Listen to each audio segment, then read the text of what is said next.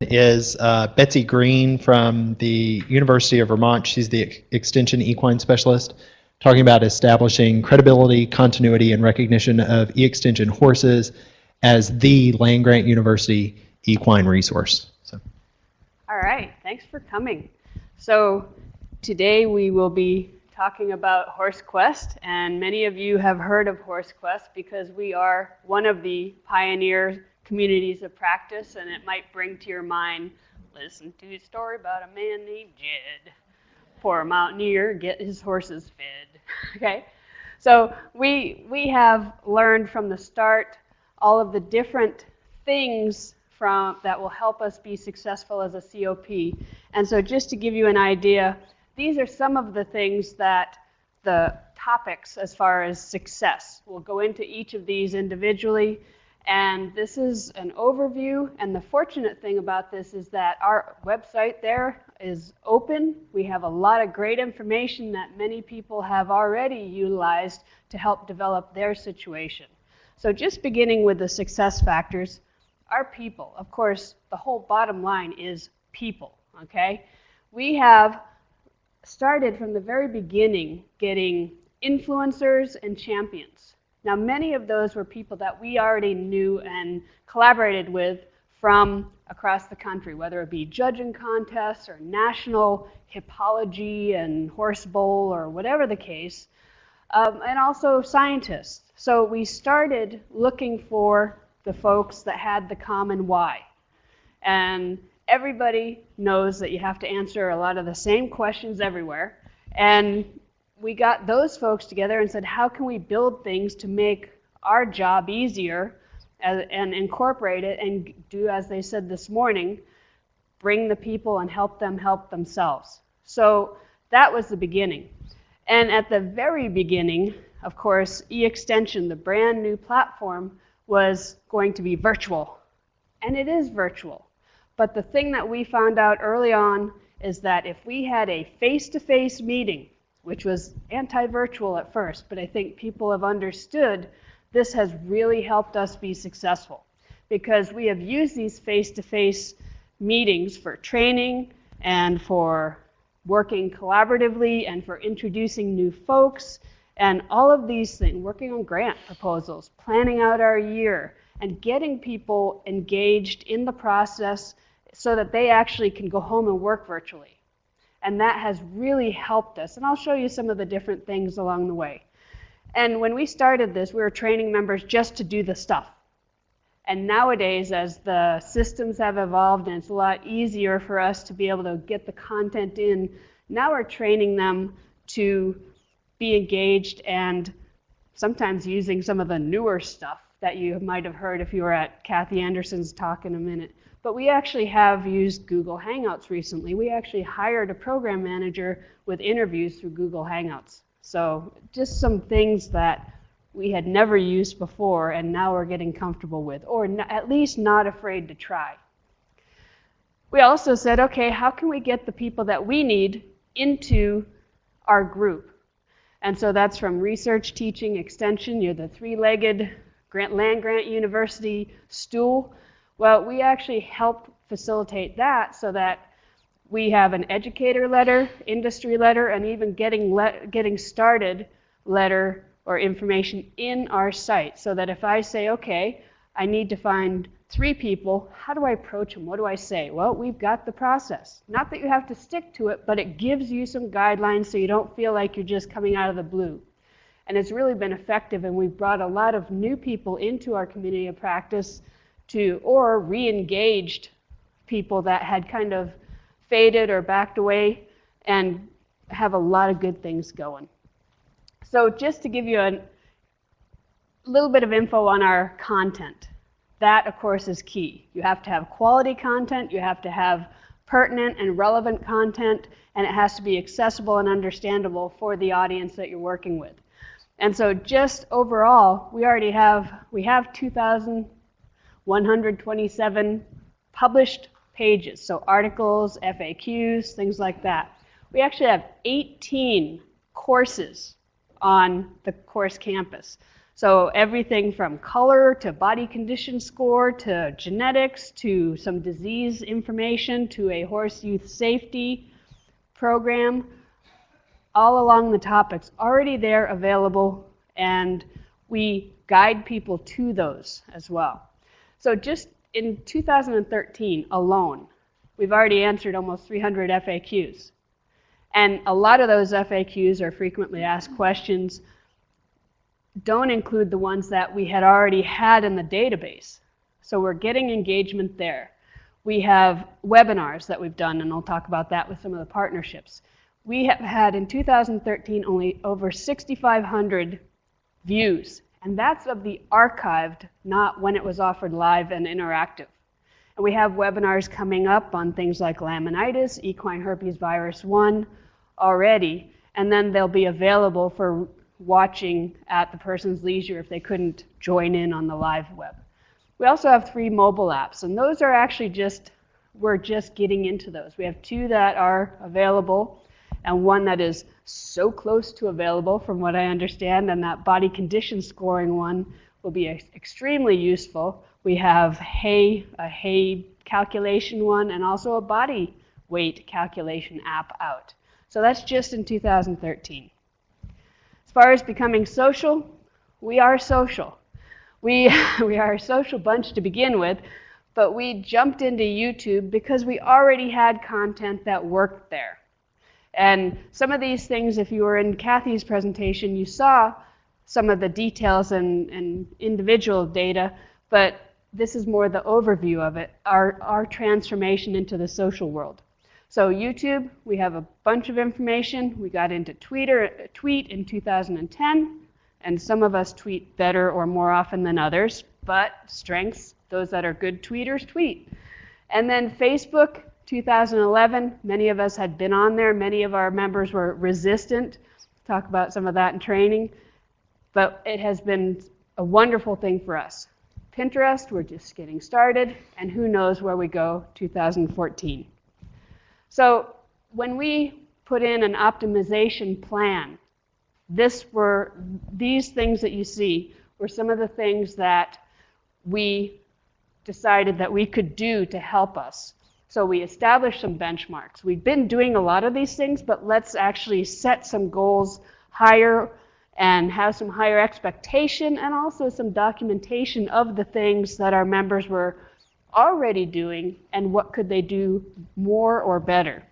We also did some things on social network training because, as I said, we have resistance, as you find with anything. I don't want a Facebook. I don't want to do this. But then when you say, hey, here's some things that you can do, and you don't have to do all that other stuff, but find something in the comfort zone, and we'll show you how to do it. We also talked about our social successes because a lot of times you just need to have people know where you are. If they don't know what you're doing, then it's sometimes like you're not doing it.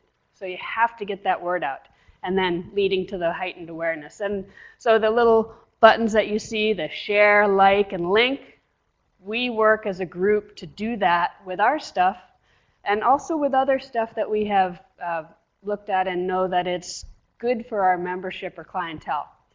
And so if you look in the lower left, you see the YouTube. We have over 5 years of people have watched our videos. 5 years, and that's only 6 years of channel life on our EX Horses YouTube channel. And just as an example, I submitted one of our videos for the Equestrian Digital Awards, and we were a finalist. And that right there got people to look at that and then come back to our website or our YouTube channel. And so that's been huge, over 2 million minutes watched. Facebook. We kind of started slow, but when we had a training at our 2013 face-to-face meeting in January, we actually learned how to do it, learned to share, learned what helped make things move and make people come. And so increasing over 3,000% on views, so that approximately 5,000 people see each post on average. And of course, then you look at the directors and they look at this and say, My wife wanted a pony. I didn't want a pony, so we compromised. I got a pony. That reached 31,000 people. And your director says, okay, that's not really academic or educational. And that's where the difference is. You are in Facebook. You must do the things that will draw so that you can then slip in the education. And if you look at our stuff on Facebook, you'll see some of these funny posts. And we didn't create this. We actually just shared it. 31,000 people looked at it, but they looked at it on our website, our Facebook account. And then they started talking. And then they got engaged, or not necessarily in that order. So those types of things are important. We have been very successful with partnerships from the very beginning. We worked with My Horse University, that equine expert tip sheet. That newsletter is a combination of My Horse University and e-extension. A very seamless working relationship because a lot of the people at My Horse are our people anyway, so to speak. So it was an excellent match. We have worked with granting agencies, with Equine Business Network. We have done webcasts. You see the pasture-associated laminitis prevention strategies, Paul Siciliano in North Carolina, and he's one of our peers in the research world. So we engage people from all aspects and use them. One thing that we did that from the very beginning, and it started out as a work-study student at University of Kentucky, but it has really been important for us, is to have a project manager. Because this is not somebody that is telling us what to do, but it's somebody that has the overall view and then can jump in when somebody needs help and I say, I can't get my tweet thing to work and the Moodle course won't let me in. There's somebody that can help engage and facilitate and help our leadership, because our leadership is really works well together, and we have continuous leadership and transition so that there's not a drop or anything. It's just keeps going. But that project manager doesn't do it alone. They just help us keep that focus and keep things moving forward. And you say self-promotion. I don't know if you can see that little guy that doesn't belong in that picture. One of these things, not like the other. We do a lot of evaluation. We build evaluation into our courses and into anything else that we can. We also have published, refereed, peer-reviewed articles. And in our societies, for example, the Equine Science Society, we've worked hard to what started out as begging to do a talk, submitting abstracts and presenting that way. Last year, or I guess our last meeting in New Mexico, we had, I think, 3 or 4 different evening sessions that folks were presenting, and then we engaged them, and that's how Paul Siciliano is coming to do a webinar with us, because of those actions. And they're asking us, as opposed to us trying to get in there now, because we worked at that. We have done things, the awards, not just to say, okay, we need this award, but as a Washington State retired extension specialist said, if you don't toot your horn will go untooteth. Okay? And so we have been recognized for our work, for our website, for the NIFA. We received a partnership award. All kinds of these things get those words out, which brings people back to us. And then we document and share. And just an example here, this was Morning Ag Clips, the New England version. And the information on these awards was actually in my reporting system, but I think it took a share of this to have the director said, oh, great work. It was already reported, but it wasn't shared. And so now people know, they go back to this website, our YouTube channel, and then they go back to e-extension and everything else. Now, you know, we're just getting started, even though we've been in it for what seems like 100 years, because we've been in from the beginning. But we will continue with the more social interaction, seeking out grants for sustainability. We are becoming the outreach arm for others. We have a USEF grant that is working to promote and educate or disseminate the research education for USEF folks, which is the United States Equestrian Federation, that are doing funded research. So we are finding ways to be a part and be pertinent. And also we'll continue to become a learning network as we continue with this whole process. Any questions? pretty quick, but you know, that's a lot of stuff to cover. Yes. Oops, he's had a microphone for you. Oh, okay, great. Hi, thank you. I'm wondering about if your funders qualify the metrics of people visiting webinars and visiting your site as a proper metric for bringing about change, which is something that we struggle with in our own grant writing. Is if we say that 3,000 people have visited our site, does it qualify as 3,000 people are potentially changing their practices, and how you grapple with that? Okay, so do funders recognize the power of site interaction?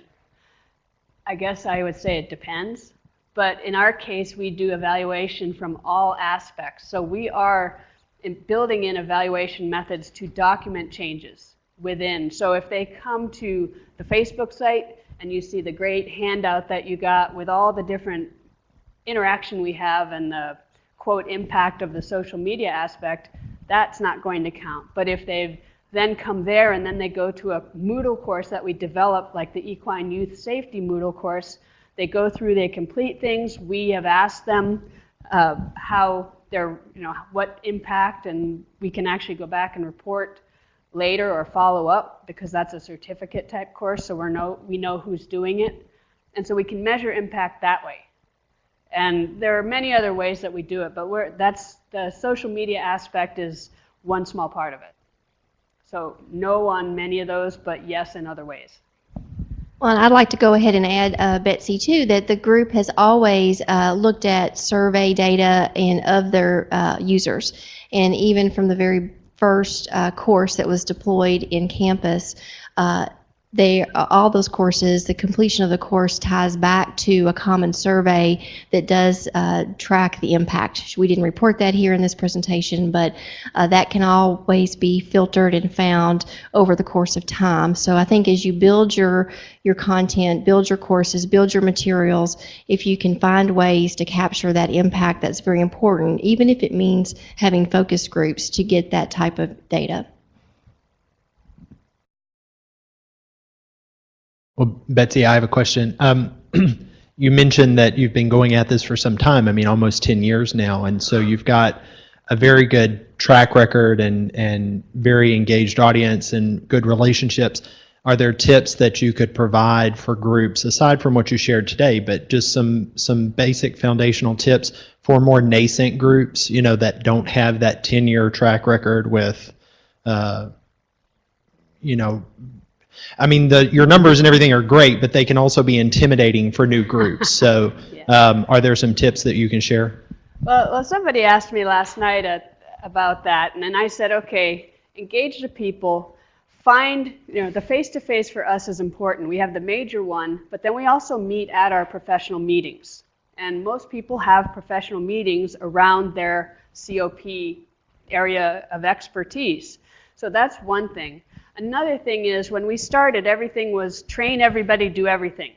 And nowadays, we look and say, okay, let's have people engage in the piece that they find interesting. And if they engage, they become more productive and stay longer, as opposed to saying, you do this.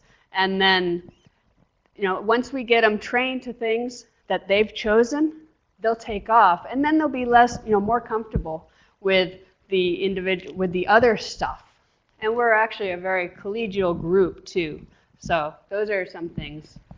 Well, and if I can add too, another thing, and Betsy mentioned like a couple of people that are doing tonight's webinar are fairly new to the group, is it's quite fluid, is that people can come into the group, contribute when they can, if they need to, like I personally was in a situation where I had to, because of some changes in my position, my full-time job, I had to back off for 2 or 3 years, and then you come back in. So I think that fluidity also helps with some of that consistency and makes it less intimidating to people, because it's not a lifetime sentence.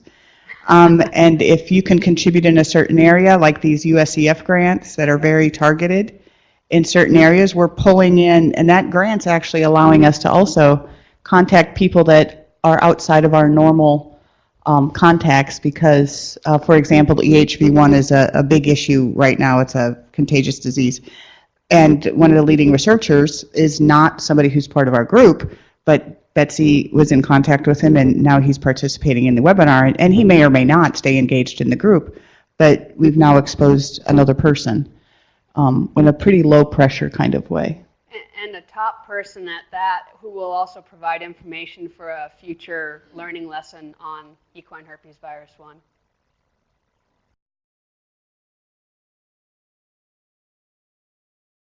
All right. All right, thank you very much.